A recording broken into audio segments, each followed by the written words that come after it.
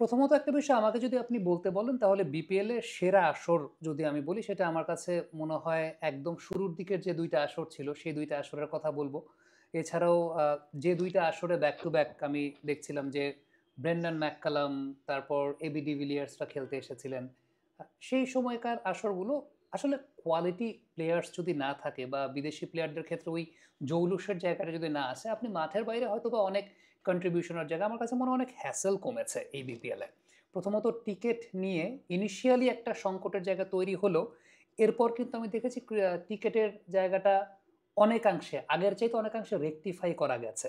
যে অনলাইন প্রসিডিউরটা চলে আসার পর একটা জায়গা শুরু হয়েছে। একদম শুরুর দিকে যে 100% সাকসেস আপনি পাবেন সেটা না। কিন্তু আমাকে মনে হয় যে একটা পাস মার্ক দেয়া যায়।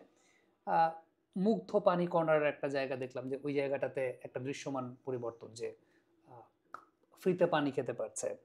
দেন নো ওয়েস্ট জোন যেটা সেখানে ভলান্টিয়াররা সঙ্গে, সঙ্গে পরিষ্কার করে দিচ্ছে। তো এই জায়গাগুলো ঠিক আছে, একবারেই তো একদম শুরুতেই আপনি খুব ম্যাসিভ রেজাল্ট পাবেন না। ঠিক আছে, দ্যাটস দ্য স্টার্টিং।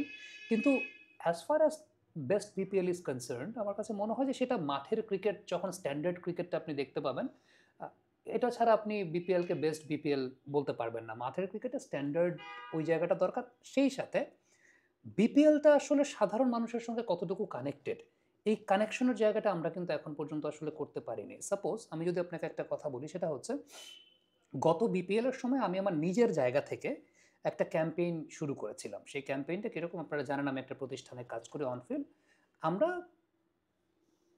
২০২৩ বিশ্বকাপ বা তার সময় আমাদের মাশাআল্লাহ আমাদের বেশ ভালো রেভিনিউ জেনারেট হয়েছে। তো আমরা তখন চিন্তা করলাম যে ওকে বিপিএলটাকে একটু মানুষের সঙ্গে কানেক্টেড করি।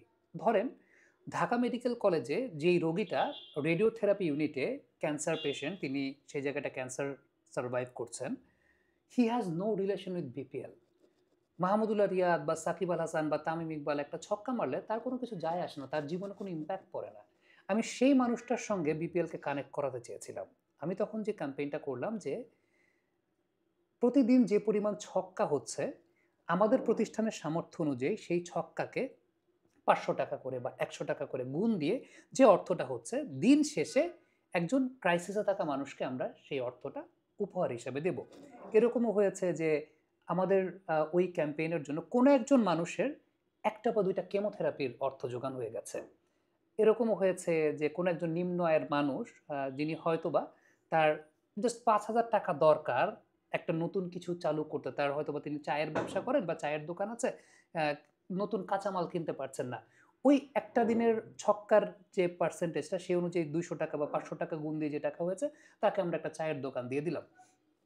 এই যে কানেক্ট করা মানুষের সাথে দেখেন, যে পেশেন্টটা ঢাকা মেডিকেলের রেডিওথেরাপি ইউনিটে চিকিৎসা নিচ্ছে, বিপিএল একটা ছক্কা হলে তার কিছু যায় আসে না। কিন্তু ওই মানুষটা মনে রাখবে, আমাকে মনে রাখার দরকার নাই। ওই মানুষটা মাহমুদুল্লাহ রিয়াদকে মনে রাখবে যে ঐদিন মাহমুদুল্লাহ রিয়াদের একটা ছক্কার জন্য তার একটা কেমোথেরাপির টাকা জোগাড় হয়েছে। সো এই জায়গাটা ধরেন আমি আমার ব্যক্তিগত জায়গা থেকে চেষ্টা করেছি